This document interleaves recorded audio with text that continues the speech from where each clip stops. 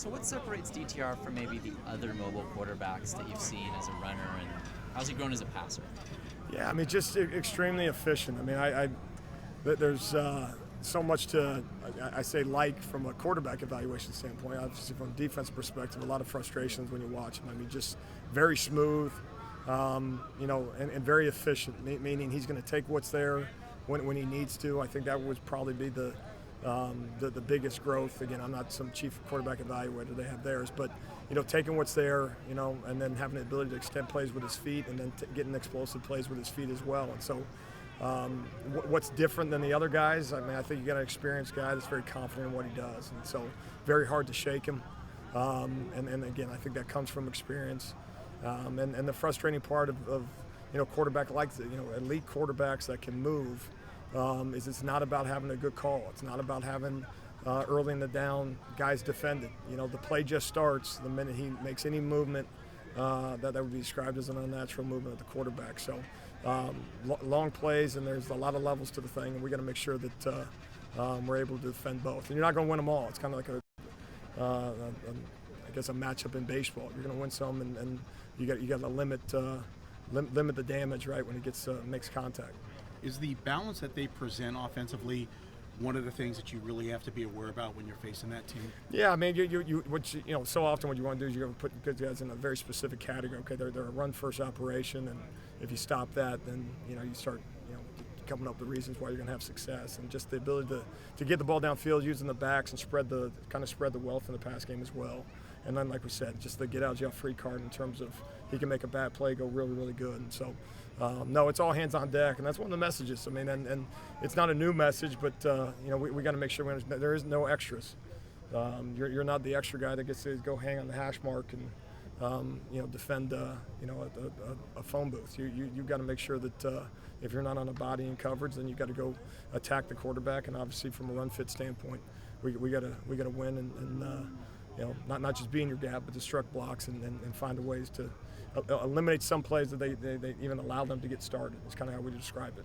If they get every play started, it's very tough to play defense. The run defense has seemed to take a step forward over these last 2 weeks. What have you seen that's encouraged you, and how difficult of a matchup does Charbonnet present?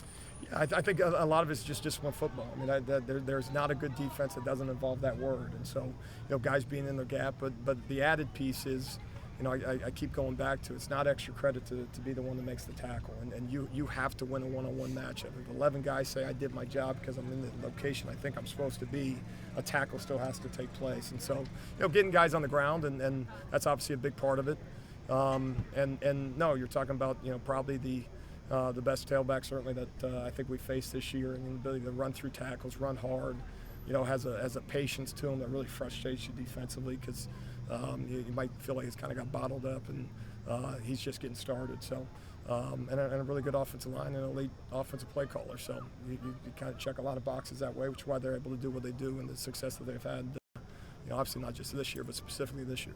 Is it tough to maintain a disciplined defense against them when Chip's doing so much stuff formationally or shifts and kind of messing with the rules of the defense? 100%. And what you got to do is you got to say that our rules are our rules, and you got to rule it out.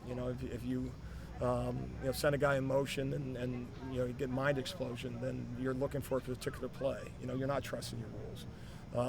And also along those lines, you got to make sure that you're trusting the guys next to you. There's no alternative. I mean, that's part of the message with these guys. Is some of those things you say, well, coach, is that going to be enough? Well, if 11 guys do it, it's the best shot we got. And then anything else beyond that, we got to fix with strain and play with great effort.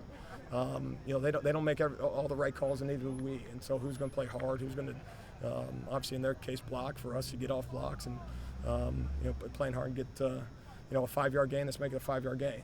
Let's get the Irish to the sideline, get the call, get it communicated, and go let it rip on the next play. That 5-yard gain can't turn into a 20-yard gain, and you can do the math on top of that. What's your messaging been to the defense surrounding the fact that it is rivalry? Yeah, just obviously respect for the program. I mean, it's a big game because they're a good football team. It's a big game. Obviously, it's a crosstown rivalry. I think you have to have a respect level, certainly for that. I think along those same lines, you got to make sure that winning football is winning football, regardless of what the logos on our helmet are or what theirs is. And it can go a number of different directions.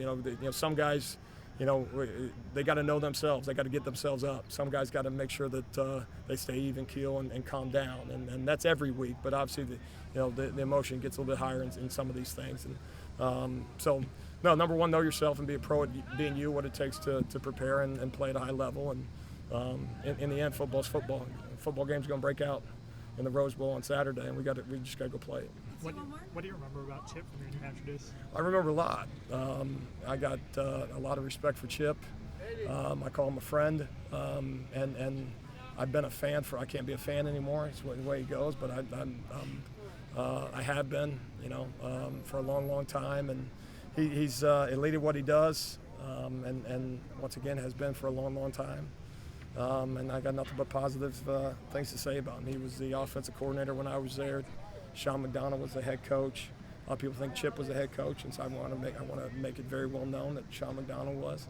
We were assistants together, but no, he's elite at what he does and be a major, major challenge this weekend.